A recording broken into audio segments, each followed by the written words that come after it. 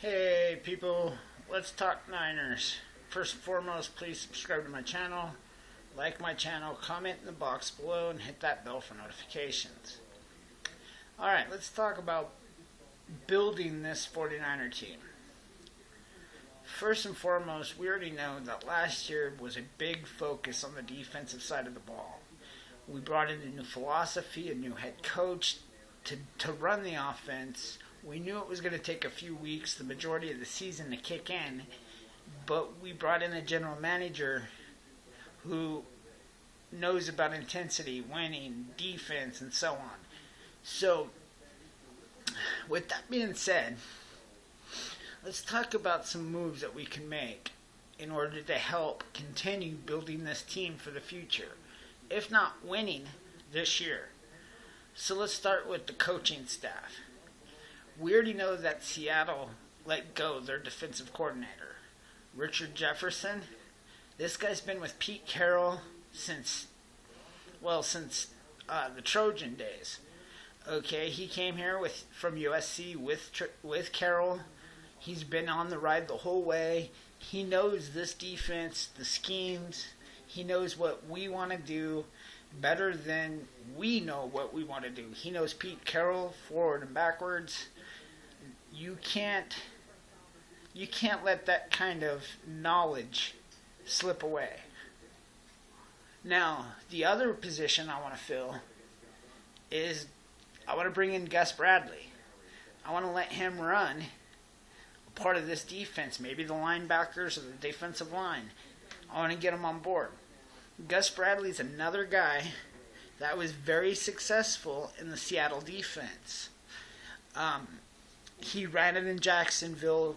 Maybe he wasn't a great head coach, but he was solid on the defensive side. He knows what we want to do on defense. He brings knowledge and experience to this coaching staff. I wouldn't mind seeing us pick up maybe a Justin Smith or a Bill Romanowski to put on the coaching staff. Here's the thing. Bill Romanowski knows the linebackers position. He would be a great fit there. He played for both with John Lynch in Denver. He played for Mike Shanahan, Kyle's dad, in Denver. He played in San Francisco for Bill Walsh, which ran a very similar style of defense. So he knows the position. He knows what we would need. He's actually a perfect fit for coach. That staff on the defensive side would create the foundation of the 49ers defense for the future. You're talking physicality. You're talking technique. Your philosophy. You're talking all that inside that coaching staff. And we already know Kyle is primarily focused on offense. We know he brought in a lot of his favorite people from Atlanta. Our offensive scheme is set, but we need to focus on the roster. Now, we have $116 million, and we have 9 draft picks. So let's go over a few things we can do here. We already know that first we're bringing back Garoppolo. He's the future quarterback. We already know that. So the first thing I think we should do is sign Garoppolo to a 4-year, $20 million contract per year. Guaranteed. Okay? This contract would get him in the door for 4 years. He'd be a really high-paid quarterback. That's a fair contract. He comes in, suddenly the 49ers have Garoppolo and Bradford as 1-2 quarterbacks.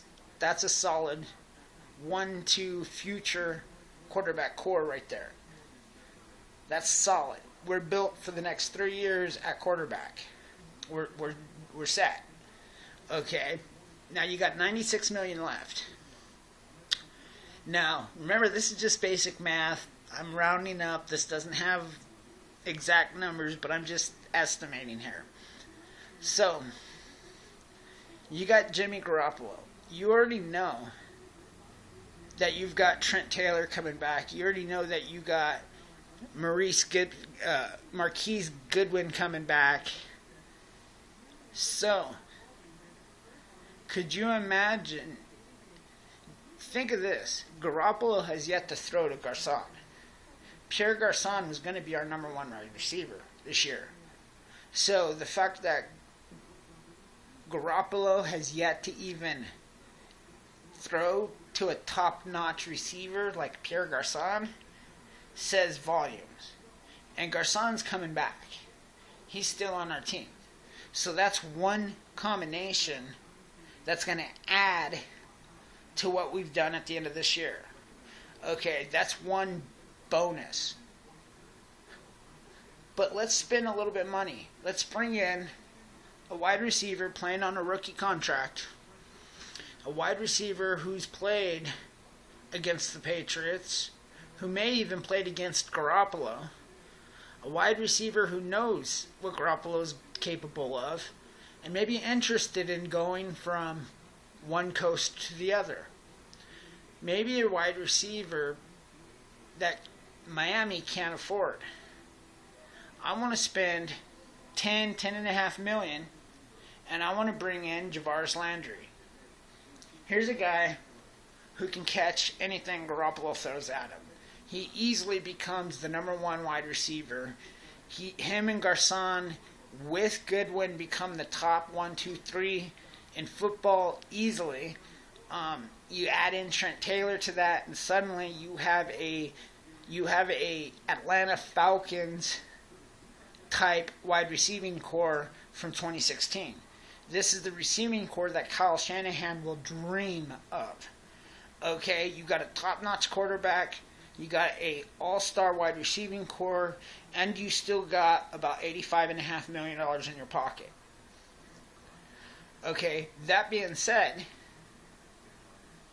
there's one more little piece to this. Well, not one more, but there's another piece to this puzzle that we should strongly consider. This is an all-pro type tight end.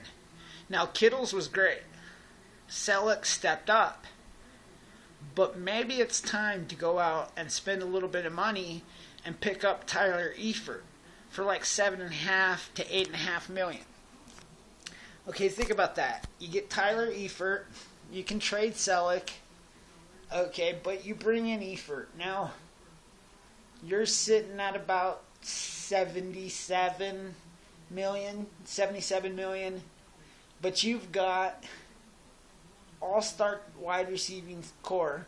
You got a tight end that's almost unstoppable in the red zone. You got a young backup that's really outstanding in Kettles. You can keep Selleck and let Paulson walk with free agency. Okay, and then you go to the running core. Well, why go out and get a free agent running back that doesn't know the system? You can draft a high running back, maybe the second round, and he can come in and he can compete for a job. But I think it's important that we bring back Carlos Hyde. He had a good season. He stepped into a role. He played very well. He stayed healthy. He didn't get hurt. He was quite productive. And he wants to be a Niner. This is a guy we can bring back for $5.5 million. Okay, now you're talking $80 million. You got $70 million left in cap space. You've got offensive weapons. You got a stacked running core. You add in Goosecheck. You add in all those receivers, the tight ends. You add in Jimmy Garoppolo. Now you have an all-pro offense that's coached by one of the greatest offensive minds in football. But you're going to want to add to that offensive line. $70 million left. You're going to go out, you're going to spend a little bit of money and bring in a guy like Luke Joeckel from Seattle, who was drafted by Jacksonville. This guy can come right in at guard. He's better than Beatles. He's better than really anybody we have at guard right now. He becomes the starter immediately. Now, that offensive line gets better. But I'm not done building that line. You get Joko for maybe 8.5 million, maybe 9. Okay, with a chance to win. Joko comes in, you're looking at still having about 61.5 million, maybe 60.5 million. But you've got an all-pro offensive lineman, you got Joe Staley, you got Zuda, you still got Beatles, you still got Trent Brown, who's going to get better. You got pieces. You got Jonathan, or no, not Jonathan, Garnett, right? You got Garnett, the rookie, first rounder from 2 years ago that is going to get better, hopefully. Joshua Garnett. So you got pieces. But with that said, I think that offense, along with maybe a couple draft picks that I'll get to here in a few, but that offense has enough firepower to at least come close to that Atlanta 2016 firepower. Maybe even record-breaking style. Now, you're still looking at $60.5 million. So you can still presumably add some defensive pieces. First is your secondary. You know we need to build our secondary. Our secondary is it's horrible. It needs to get better. So here's what we do. The first thing we do is we call up Tremaine Johnson from the Rams. This guy's not going to get franchise tagged for a third time. The Rams can't afford to keep him. If they do, they lose Sammy Watkins, which was a key part of their offense. Tremaine Johnson is going to be let go. They're going to think they can pick up an option in free agency that can be younger and still productive. Tremaine Johnson fits our defensive scheme to a T. He's big, like Richard Sherman. He's strong. He covers. He's shut down, probably better shut down corner than Sherman. Okay, he's not just a zone coverage corner. He's a shutdown corner. Okay, you bring him in for 16 million. Let's just say 16. So you go from 60.5 million to 44.5 to 40. Let's just say 44 million. Okay, now you have a solid option in the secondary. But you're not done yet. 44 million, you're calling up Malcolm Butler in New England. And you're saying, hey, come play for us. I'll give you 16.5, 17 million. And you and Tremaine are going to create one of the best cornerback duels in all of football. And then Malcolm Butler shows up. Now you're looking at roughly about 26, 25 million left in cap space. Maybe 24 million left in cap space. But you have an all-pro corners. Nobody's throwing against that secondary. You've already producing pressure up front. Okay, and you still got money left. So the first thing you think of is, okay, 24 million, let's go get ourselves a linebacker. Remember, you're still getting Malcolm Smith coming back. Okay, he was an MVP in this defense a few years ago in Seattle. You got Reuben Foster that's really showing up. Big. But you want to add a key piece to this. You bring in a guy like, let's say, Kevin Minter. You bring him in for, let's say, 7.5, 8 million. Now you're looking at about $18.5 million. 17 maybe. Okay, 17 million. But you got a solid linebacking core, a solid secondary, and a defensive line that's going to get better. Now think of this. Now I'm spending money. Okay, I'm spending money to win a Super Bowl. I'm not done yet. I'm going to go to Dallas, and I'm going to talk to DeMarcus Lawrence, and I'm going to say, hey, I want you to come help us win a Super Bowl. I'll pay you $6.5. So now you're down to about $10 million, but you've got a key member of that defense. You still got draft picks, which, you know, your team has got a core foundation. Now you go through the draft. Round 1, I'm only going to go a few because I don't know all the players. So here's what I'll do. Round 1, I'm picking up an offensive lineman, preferably the best center or the best big guard in the game. Okay, someone big, someone that's going to come in and immediately be a starter. I'm bringing him in, I'm adding him to my offensive line. My line gets even better. The second thing I'm doing in round 2 is I'm bringing in a stud linebacker. Someone that can cover and attack. Round 3, I'm going defensive line. Round 4, I'm going back to the offensive line. My 5th pick or whatever it is, I'm going to keep filling the ranks with draft picks. You're looking at about 6 million maybe left by the time the draft's over. You make a few cuts, add in a couple players to re-sign on minimum contracts. Guys like $1.5 million here, a couple million there. You refill your ranks. Suddenly, you're looking at one of the best defenses / offenses in the league. Okay, now think about that. Your defensive front with Mitchell, Buckner, Armstead, DeMarcus Lawrence. You got Reuben Foster. You got Kevin Minter. You got Malcolm Smith.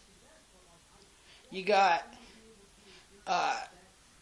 the star second-round rookie at linebackers. Okay, you got guys coming in. You got Tremaine. You got Malcolm Butler at corner with Jakari Tart. And a free safety, Asa Jackson back there, or whoever plays safety. Oh my, that defense is yoked. Okay, absolutely yoked. Then you bring in your offense with a solid offensive line. Jimmy G at quarterback. You got Carlos Hyde. You got Breida at running back with Joe Williams or whoever else third. Juszczyk at fullback / offensive weapon. You got Garcon, Landry. You got Goodwin. You got Trent Taylor. You got Tyler Eifert. Dude, that team is yoked. That team is stacked. There's not a team in our division that can beat us, and we can compete with any team in NFL. Okay, that's what I'm saying. Yes, we could be spending most of, if not 95% of our salary cap, but our team would be built for the next 3 to 4 years. It'd be built to win Super Bowls. So, with that being said, I'd love to know what you guys think. Please comment in the box below. Hit that bell for notifications.